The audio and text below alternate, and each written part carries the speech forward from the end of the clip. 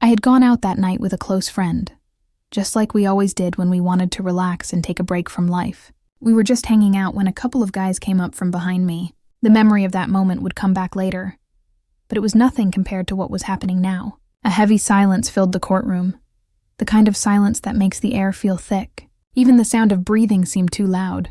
Richard Rawlings, known everywhere as the bold and loud face of Gas Monkey Garage, stood in front of the judge. The same man who once shouted with excitement over old engines and roaring exhausts now stood frozen, waiting for the words that would change everything. When the sentence was spoken, it felt like time stopped. 15 years in federal prison. No early release for at least 10 of those years.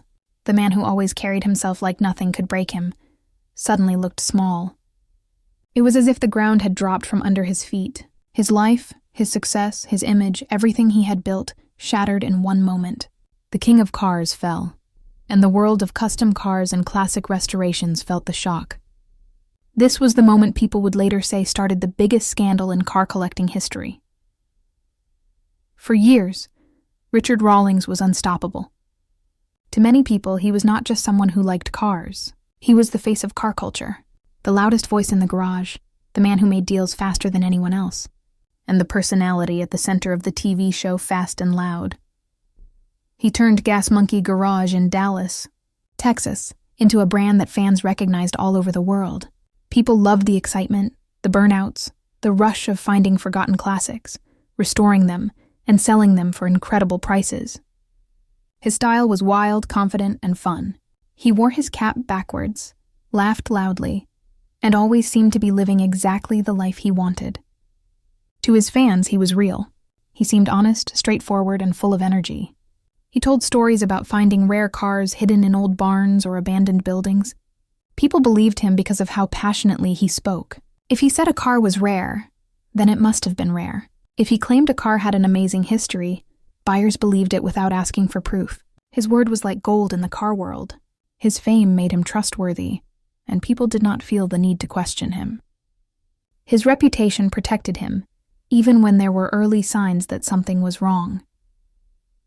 As the years went on, however, some people started to notice things that did not quite make sense. Experienced collectors began whispering among themselves. They wondered how one man could keep finding so many special cars.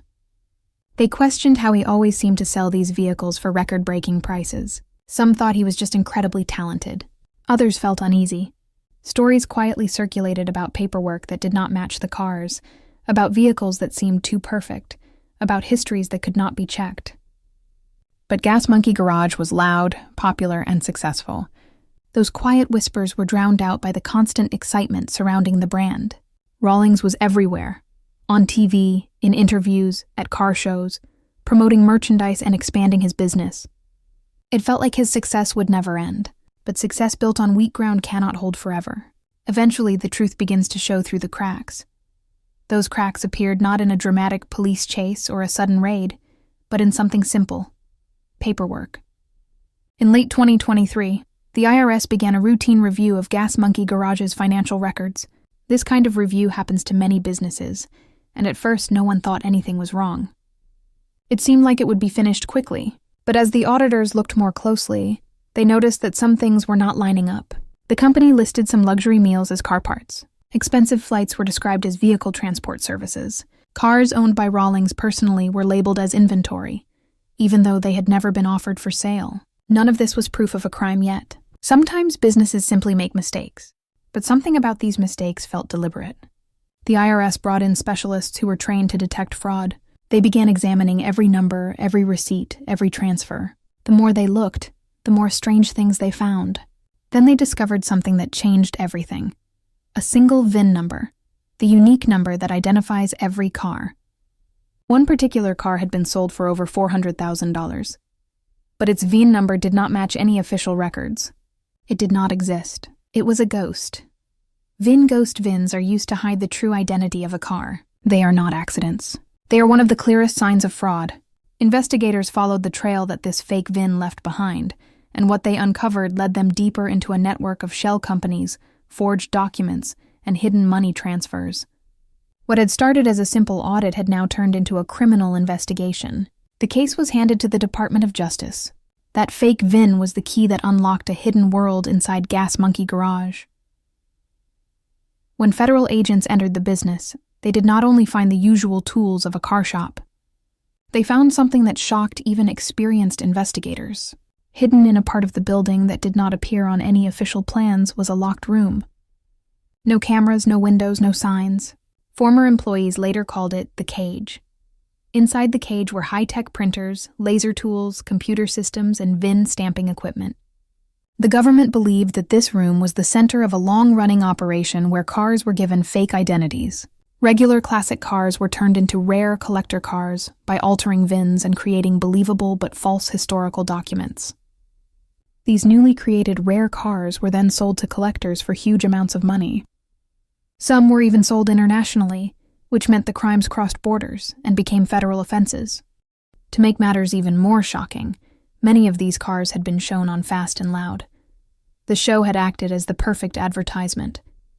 Viewers watched Rawlings excitedly talk about once-in-a-lifetime finds with unbelievable stories behind them. The show made these cars look legendary. People watching at home believed it. Buyers around the world believed it. The show made the lies look real. During the trial, clips of Fast and Loud were shown to the jury.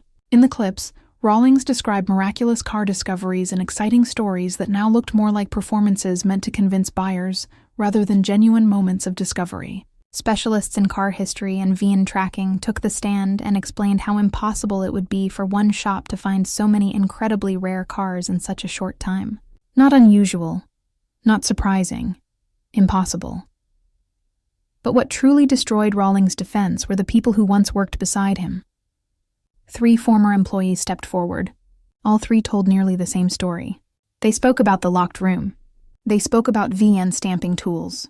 They spoke about computers used to create fake ownership papers and forged historical records.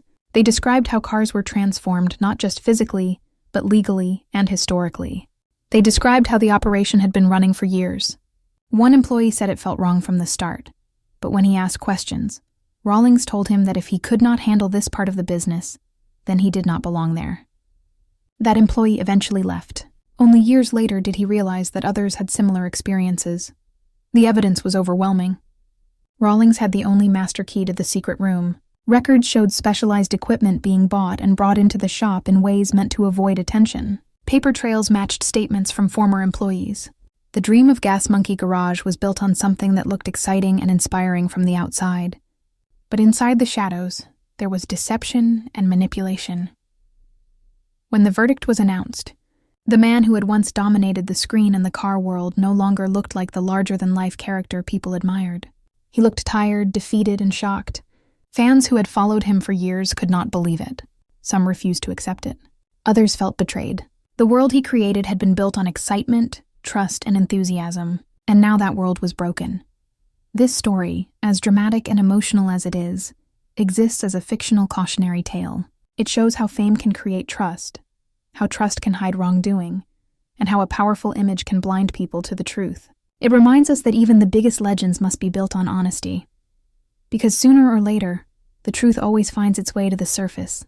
In this story, the downfall begins with what many people believed was the greatest car deal ever made. The car at the center of it all was a 1967 Shelby GT500, a model that car lovers around the world considered one of the highest achievements of American muscle car history. The man at the center of the story had built his life, his image, and his legend around the world of fast cars, loud engines, and dramatic transformations. To his fans, he was the face of confidence, the man who could find rare cars hidden in barns, abandoned lots, or dusty garages where time had forgotten them. People trusted him because he had a way of speaking that made everything seem authentic. He spoke like someone who lived and breathed gasoline, someone who understood engines the same way a musician understands music. His words carried weight simply because he said them with certainty. He referred to the GT500 as his greatest discovery, his masterpiece, the car that would prove his legacy forever. It had been featured on television, talked about in magazines, and displayed online as a once-in-a-lifetime find. The public saw footage of the car being restored, polished, photographed, and admired. The story behind the car was told with such passion that audiences believed every detail without questioning a thing. To many, it felt like a dream come true for the buyer. who paid $1.2 million for it and believed he was purchasing a priceless piece of automotive history. But the truth behind the car was something completely different. When the collector in Europe tried to insure the vehicle, routine verification checks raised questions. The number stamped on the car, the VIN, did not match the kind of car it was supposed to be. Experts looked closer and realized the frame belonged to a standard 1967 Mustang, a car worth far less than what the buyer had paid. Paperwork that was supposed to be decades old looked too perfect. The build sheet, which was meant to show original manufacturing details, had marks that suggested it had been printed much more recently. The collector, who had admired the famous car dealer for years, felt something break inside him when he learned the truth. He once believed he was part of a piece of history. Now, he felt he had been tricked on a deeply personal level. He recorded a long video message because he was too sick to travel for the trial that took place in the story. In his message, his voice was gentle, shaky at moments, filled with disappointment rather than anger. He spoke about watching this well-known car personality on television for years. He admired his energy, his confidence, his bold personality. He believed he was buying a car not only of high value, but also of emotional meaning, trusting the man who sold it to him as someone who loved the art of restoration. When he held up the original contract in his hands and said, "I believed him," the courtroom in the story went silent. No one moved. The atmosphere felt heavier than metal. Voicemails the dealer had left for the collector were played aloud, and each one carried confident promises. He said things like, "This is 100% real," and "I would never risk my reputation." Those words echoed in the courtroom, but now they sounded hollow, like an actor repeating lines rather than someone speaking with sincerity. Hearing those recordings changed everything. It was no longer about whether paperwork could be faked or whether a car could be misidentified. It became about loyalty, trust, and betrayal. It became clear that the biggest damage was not financial, it was emotional. In this story, the show that made the dealer famous, admired, and loved also became the very thing that unraveled everything. On television, every discovery looked like magic. Every restoration looked like a miracle. He always seemed to pull off the impossible, finding rare cars where no one else had ever looked. Viewers believed these moments were real because they wanted to believe them. They wanted to believe the world still had hidden treasure waiting to be found by someone with enough passion to look for it. But in the trial depicted in this narrative, the show was presented in a different light. Clips were shown to the jury, not as entertainment, but as evidence. The enthusiastic explanations, the quick deals, the dramatic scenes were used to show how the image of authenticity had been carefully crafted. The courtroom watched side-by-side comparisons of documents shown on the show and the ones found later in a hidden workspace that investigators described in testimony. When experts pointed out tiny details that revealed the documents had been made using modern tools instead of historical machines, the illusion began to crumble piece by piece. The jury saw how the television show gave the dealer power. He did not need to persuade people individually. The show did the persuading for him. Buyers assumed they were dealing with someone honest because millions of people watched him every week. The show created trust, and trust became his greatest tool.